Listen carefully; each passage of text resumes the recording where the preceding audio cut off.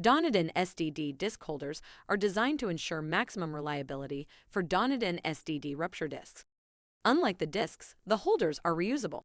This means that only one holder is required for each position on the plant, regardless of the number of discs that might be changed out over time. It's crucial to note that installing DonadonSDD rupture discs in holders of a different brand is strictly prohibited to prevent dangerous incidents caused by improper functioning.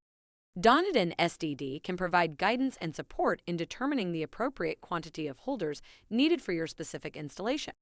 However, please note that we are also able to provide single rupture discs and holders, as well as larger quantities to meet the needs of any installation. Thank you for taking the time to watch this video. If you have any further questions or require additional assistance, we're here to help. Please feel free to reach out to us via email at donadonsdd@donadonsdd.com. For more common inquiries, you may find your answers in our FAQ section at the DonadonSDD website.